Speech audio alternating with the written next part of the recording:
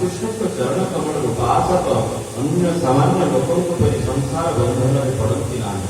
ସେ ଭଗବାନଙ୍କ ଚରଣ କମଳକୁ ଏତେ ପ୍ରଗାଢ଼ ଭାବରେ ଆଲିଙ୍ଗନ କରି ଧରିଥାନ୍ତି ଯେ ତାହା ଆଉ ଛାଡ଼ି ପାରନ୍ତି ନାହିଁ। ପରମାନନ୍ଦର ସ୍ୱାଦ ଏଭଳି ଯେ ତାହା ଥରେ ଚାଖିଦେଲେ ସେ ଆଉ ତାହା ଛାଡ଼ି ନ ପାରି ସେ ପରମ ଆନନ୍ଦ ସାଗରରେ ବୁଡ଼ି ରହନ୍ତି।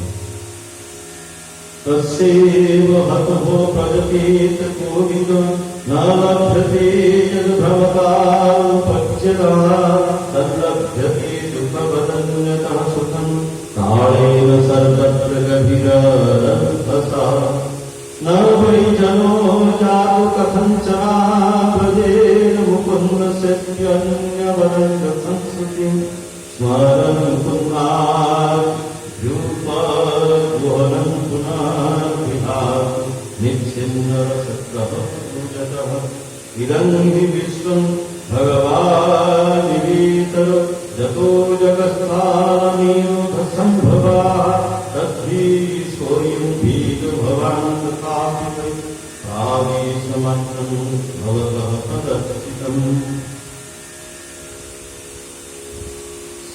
भगवत भक्तिर प्रभाव अत्यंत असामान्य। हे आत्मस्वरूप व्यासदेव भगवान श्रीकृष्ण चरण कमल उपासक अन्य सामान्य लोकों परि संसार बंधन पड़ती ना। विश्व हूँ भगवान साकार स्वरूप एकमात्र से ही सकल प्राणी रूप विद्यमान किंतु एपरी होई मध्य से विश्वर अतीत तांकरी द्वारा ही विश्वर उत्पत्ति काल संसार बेला संभव करते आपण प्रभु विषय सब जानती तथापि आपण संकेत क्रिया करते आपण ज्ञान अनुभव आपण स्वयं पुरुषोत्तम भगवान कलावता आपण निजर आत्मस्वरूप विषय जानती आपण अजन्मा हुई जगत कल्याण निमंते अवतार ग्रहण करते व्यासदेव स्वयं भगवान का जो 24 अवतार तो एक अवतार नारद जी भी होते भगवान के एक अवतार 24 अवतार मध्य नारद जी भी होता व्यासदेव भी अवतार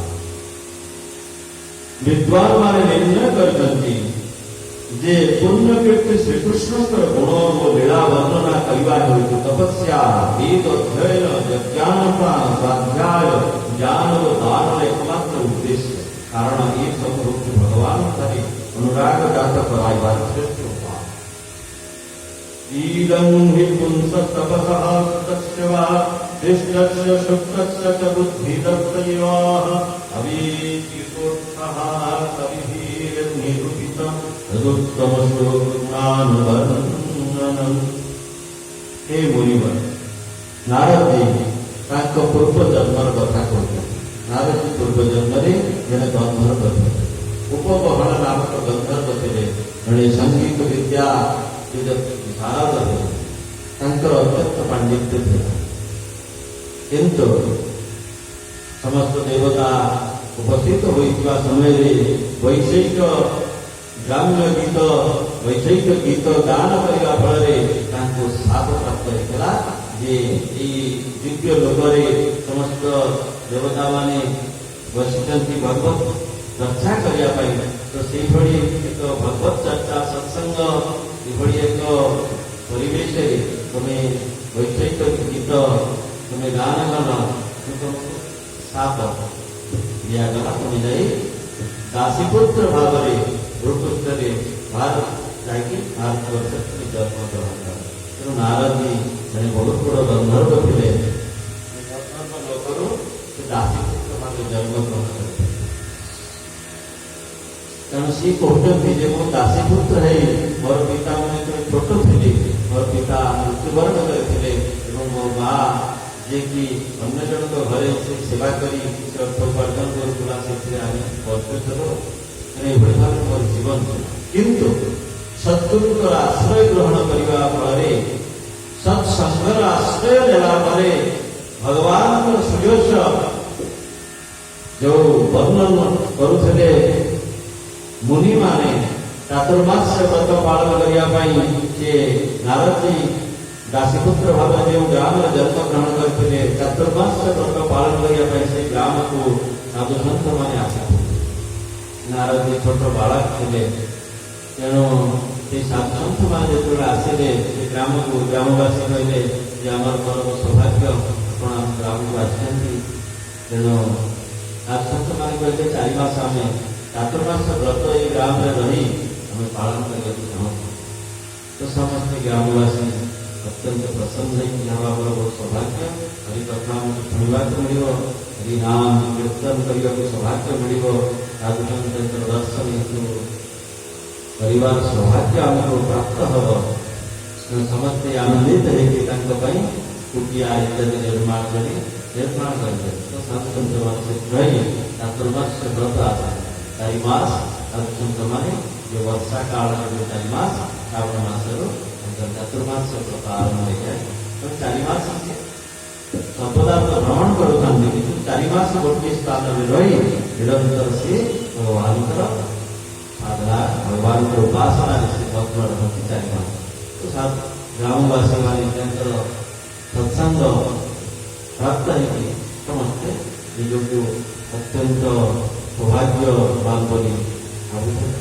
ତେଣୁ ସେଇ ଗ୍ରାମରେ ନାରଦଙ୍କର ମାତା ଯାହାଙ୍କ ଘରେ ସେବା କରୁଥିଲେ, ତ ସେ ବ୍ୟକ୍ତି ଜଣକ କହିଲେ କି ଜଣେ ଦାସୀପୁତ୍ର ରହିଛି, ଗୋଟେ ଛୋଟ ବାଳକଟିଏ, ତେଣୁ ସିଏ ଆପଣଙ୍କ ସେବାରେ କରିବେ।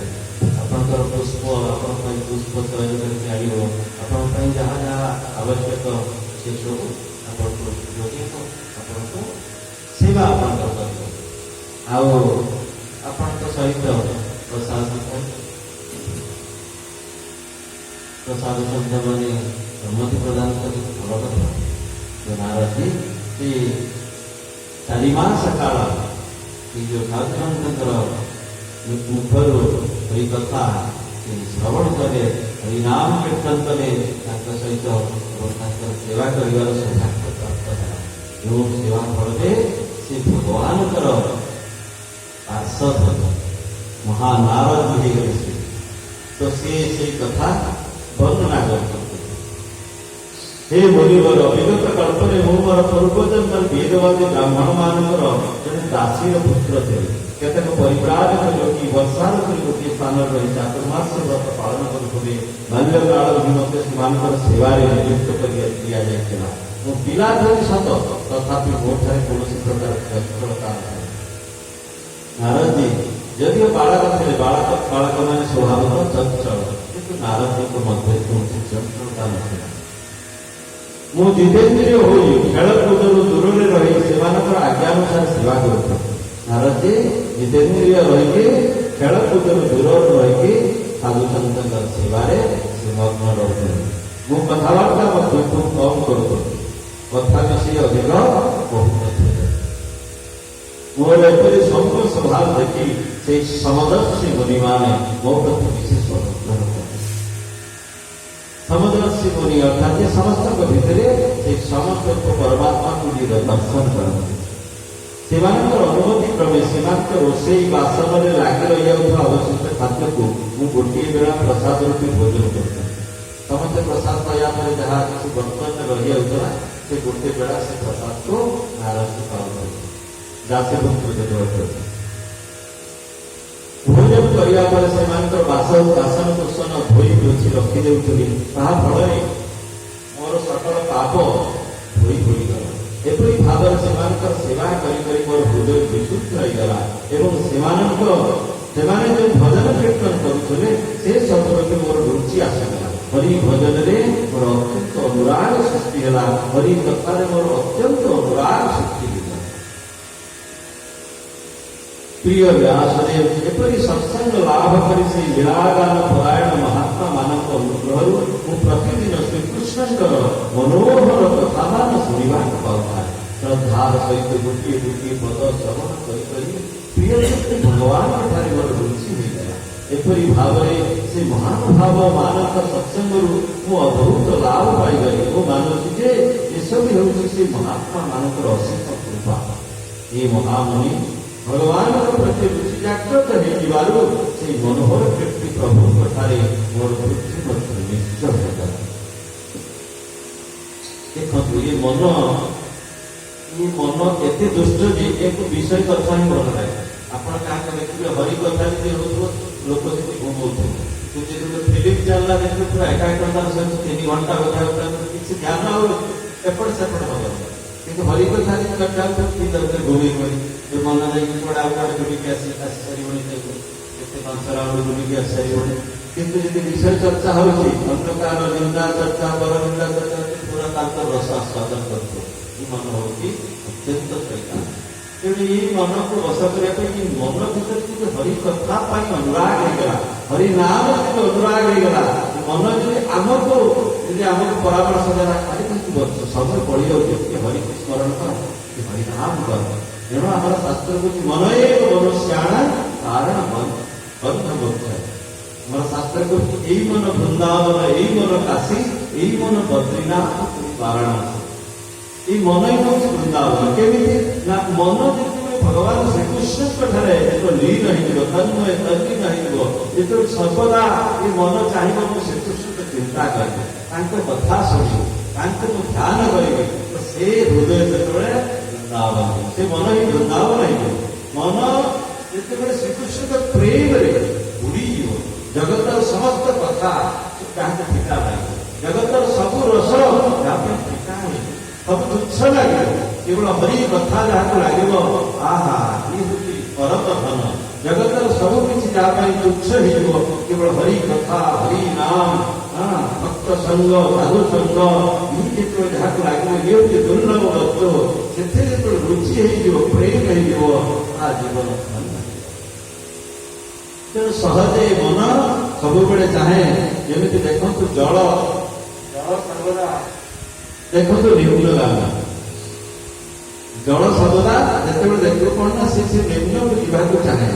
ସେ ଦେଖ ଇଏ ମନ ସ୍ୱାଭାବିକ ଭାବରେ ଯେପର୍ଯ୍ୟନ୍ତ ଜଣେ ହରି ଭଜନ କରିନି, ହରି ସେବା କରିନି, ଯେପର୍ଯ୍ୟନ୍ତ ସାଧୁ ସନ୍ତର ସଙ୍ଗ କରିନି, ଦେଖ ମନ ସବୁବେଳେ ବିଷୟ ଆଡ଼କୁ ଫେରିବ, ମନର ଗତି ସବୁବେଳେ ବିଷୟ ଭୋଗ ଆଡ଼େ। କିନ୍ତୁ ମନ ଯଦି ଥରେ, ମନ ଯଦି ଈଶ୍ୱର ଅଭିମୁଖୀ ହେଇଗଲା, ଭଗବାନ କହୁଛନ୍ତି ସନ୍ମୁଖ ହୋଇ ଜୀବ ମୌହି ଦେବଇ ଜନ୍ମ କୋଟି ଅଘନାଶ କବର। ଯେତେବେଳେ ଜୀବ ଭଗବତ ସମ୍ମୁଖ ହେଇଯାଏ, ଏ ମନ ଯେତେବେଳେ ଈଶ୍ୱର ଅଭିମୁଖୀ ହେଇଯିବ, ଭଗବତ ଅଭିମୁଖୀ, ଶ୍ରୀକୃଷ୍ଣ ଅଭିମୁଖୀ ଯେତେବେଳେ ମନ ହେଇଯିବ, ମନ ଚାହିଁବ ଯେ ଶ୍ରୀକୃଷ୍ଣଙ୍କ ସ୍ମରଣ କରିବେ, ତାଙ୍କ ରୂପ ଚିନ୍ତନ କରିବେ। ଯଦି କେତେବେଳେ କଥା ହେଲା, ତାହେଲେ ପ୍ରଭୁଙ୍କ କଥା, ଭଗବାନ କେତେ ଦୟାଳୁ, ଦେଖ ପୁତନାଟା ମାରିବାକୁ ଆସିଥିଲା, ତାକୁ ବି ଭଗବାନ ମୁକ୍ତି ଦେଇଦେଲେ।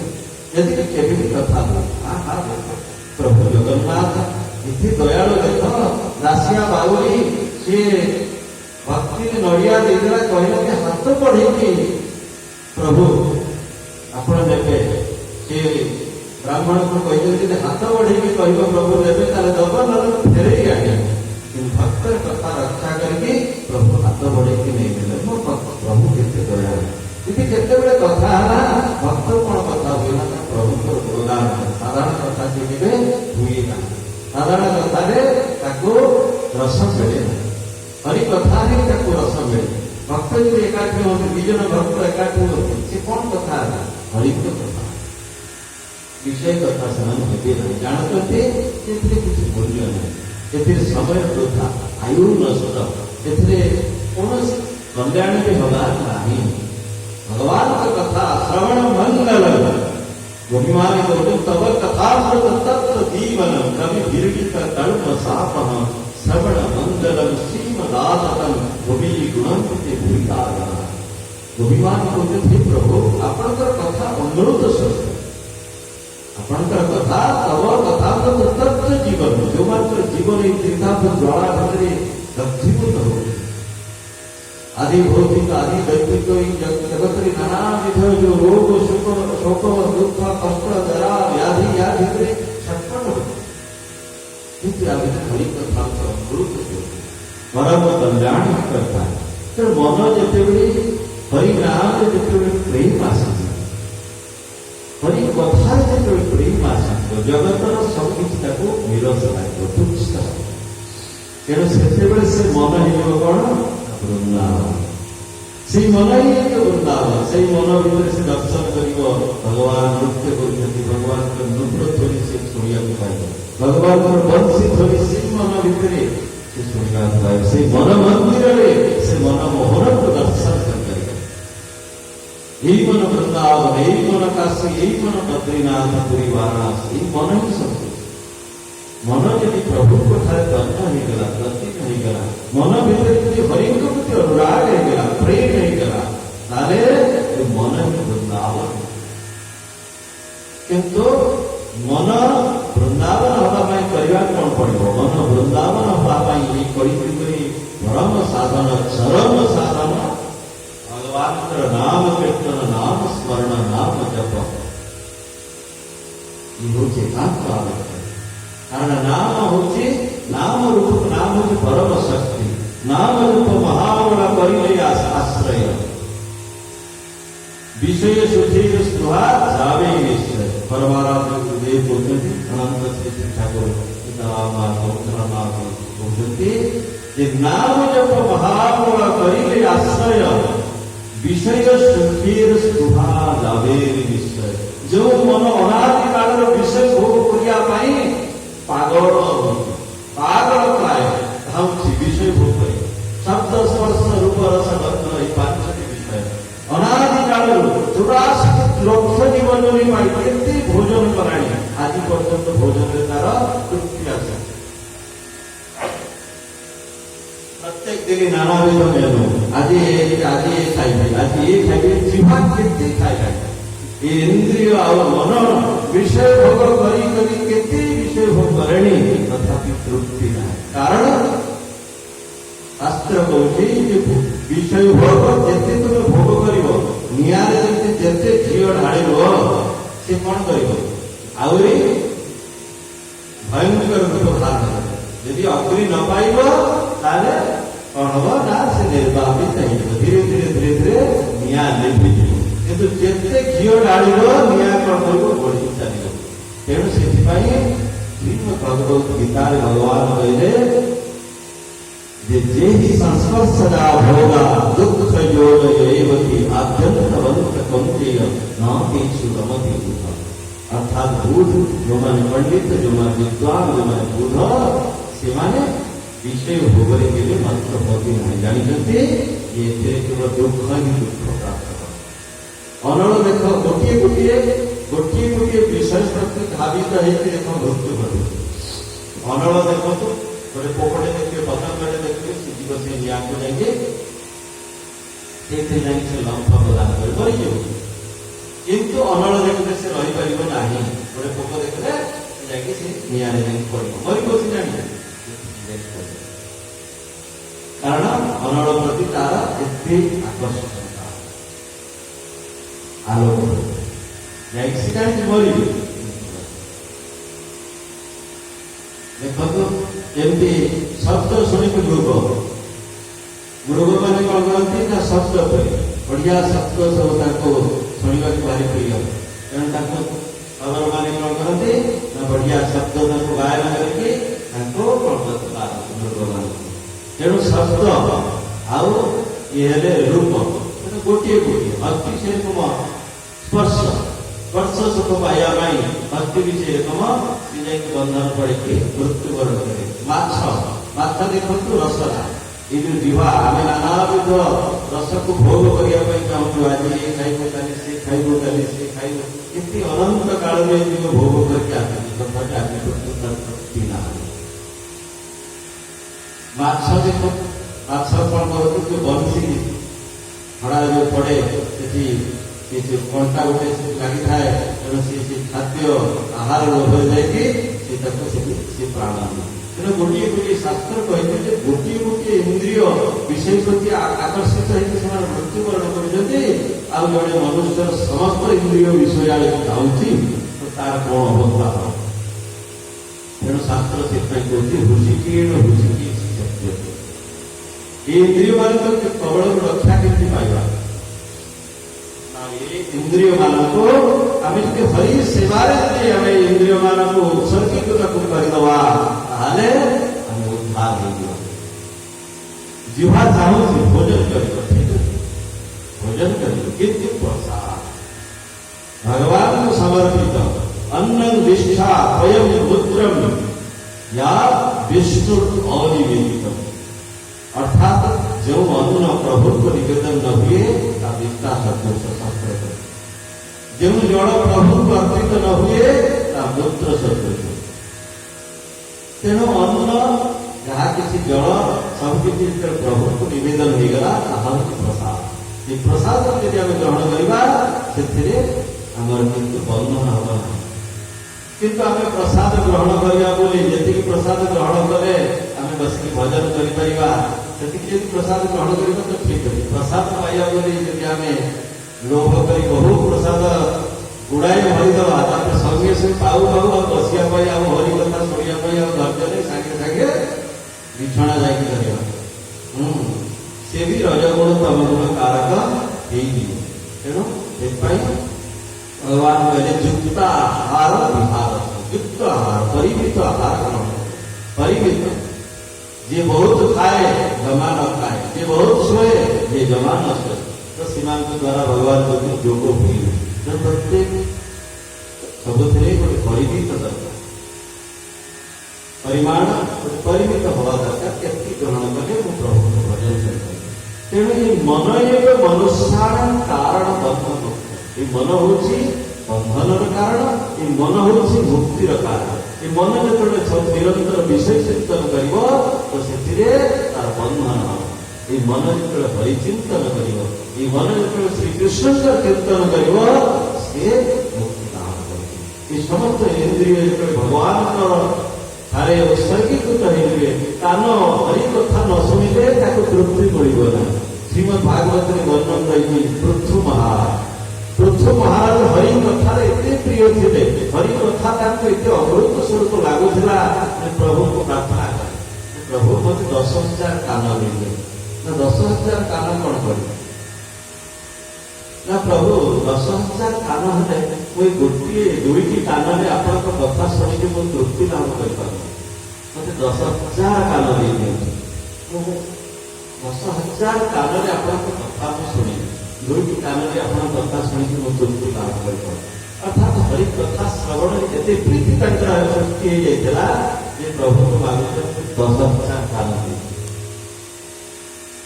तेणु आम समस्ते धीरे वाणी नाम कथनी श्रवण कथाया यदि आम वाणी भगवान गुण नाम कीर्तन यदि मग्न होगा आमर कर्ण यदि हरि कथा श्रवण नाम श्रवण यदि मग्न होगा रूप यदि आखि यदि प्रभु रूप देखबार मग्न होगा ये सब इंद्रिय आम बंधन कारक होना कि आम क्षति कारक होना।